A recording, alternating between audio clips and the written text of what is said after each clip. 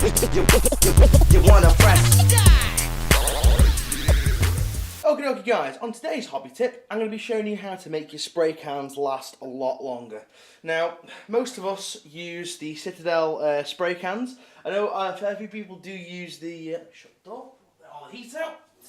I know quite a few of the people on YouTube use an airbrush to base coat, but I stick with when I rarely do painting, I stick with the good old spray cans. Now, as you can hear,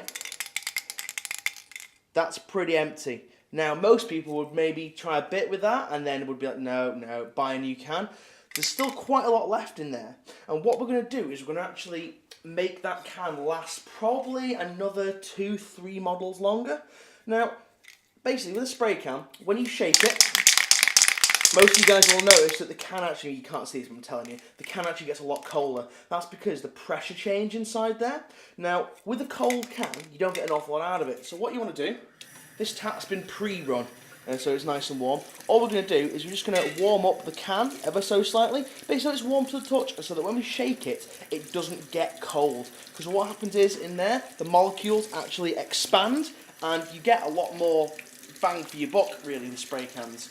So what we're going to do is just going to rotate it. Now what you guys want to resist the urge to do is use a boil a kettle and do it this way. Because if the pressure changes too rapidly, the temperature changes too rapidly I should say, what will happen is you actually probably run the risk of exploding the can in your hand.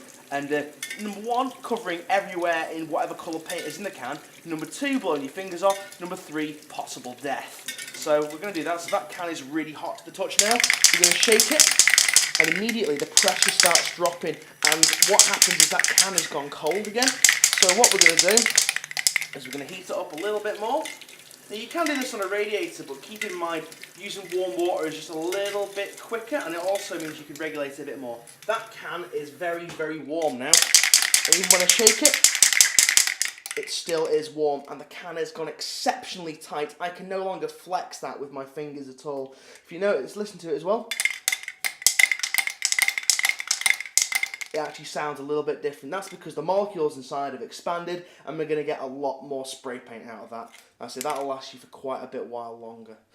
So yeah guys, just a quick tip on how to keep your spray cans, or how to revitalise an old can of spray maybe. But yeah guys, thank you for watching, and yeah, see you guys again. See you now, goodbye.